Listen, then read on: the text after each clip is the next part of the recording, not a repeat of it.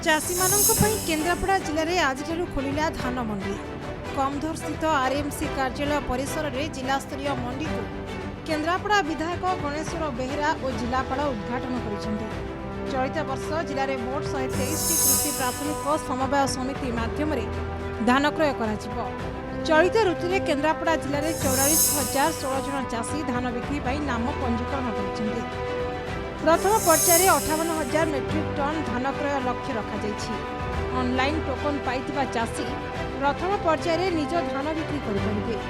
चलित वर्ष मार्च 31 तारीख जाए चाषी माने धार्य केन्द्र में धान बिक्री करेंगे। देखिए मोर विश्वास निश्चित भाव में आग्रह सहकार चाषी धान बिकिबे एवं आमे सरकार को कहीचु जे आपण टिके उदारतार सहित देखिए कारण दाना बात्या आमर प्रभुत्व क्षति कर दी गला दाना बात्यार जी क्षति नहला तापर जो अदिनिया वर्षा 24-25 2 दिन क्षति है उदारता सार देखा कहुई तेणु चाषी जमीन सामान्यतम असुविधा न हो प्रशासन समस्त राजनैतिक दल प्रतिनिधि समस्ते एकाठी यही लक्ष्य काम करने गोटे कारण निश्चित भाव रही धान एक तो धान क्षतिग्रस्त होती धान क्वालिटी डिटेरिएट कर जो मैंने क्षतिग्रस्त होती आज तो काली अलरेडी आरंभ हो गलानी इनपुट सब्सिडी देवाई पर हेक्टर जो नर्म अच्छी से अनुसार एवं जो मैंने पंजीकृत करते प्रधानमंत्री फसल बीमा योजना कवरेज को कराऊँ ता छड़ा जो मन धान भल अच्छी तो भल धान अच्छी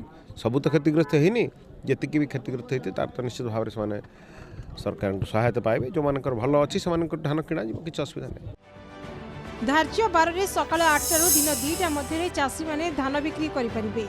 साधारण मानर धान क्विंटाल प्रति 2300 टंका एवं ग्रेड ए मानर धान क्विंटाल प्रति दर 2320 टंका संग्रह करा जाउछि। धान बिक्री समय चाषी मैंने कौन प्रकार समस्यार सम्मुखीन हेले तुरंत जिला स्तरीय कंट्रोल रूम रु सहायता नहीं पारिबे। अन्यपक्षे धान संग्रह केन्द्र में चाषी मानी पानीय जल समेत अन्यान्य सुविधा सुजोगर व्यवस्था करा जाइछि। मंडी रे जेभली बड़का धान जमा होई न रहिबो सेथिप्रति विशेष ध्यान दिया जाइछि। गत वर्ष 27 मिलर धान क्रय अंशग्रहण करथिबा बेले चलित वर्ष 28 मिलर रहिछन्ति।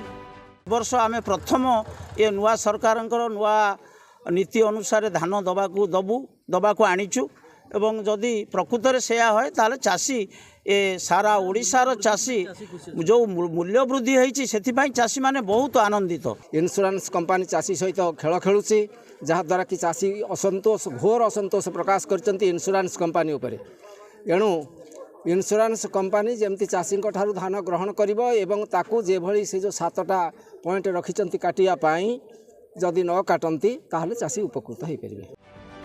चलित 8,53,000 मेट्रिक टन धान संग्रह पर लक्ष्य रखी प्रशासन। केन्द्रापड़ा दिलीप महांती रिपोर्ट नक्षत्र न्यूज। पवित्र मकर संक्रांति और पोंगल उपलक्षे बॉयनिका 10+20% सरकारी रिहाती 14 जनवरी पर्यंत आज ही आसतु बॉयनिका आउटलेट ऑनलाइन शॉप करंतु boynika.com रे।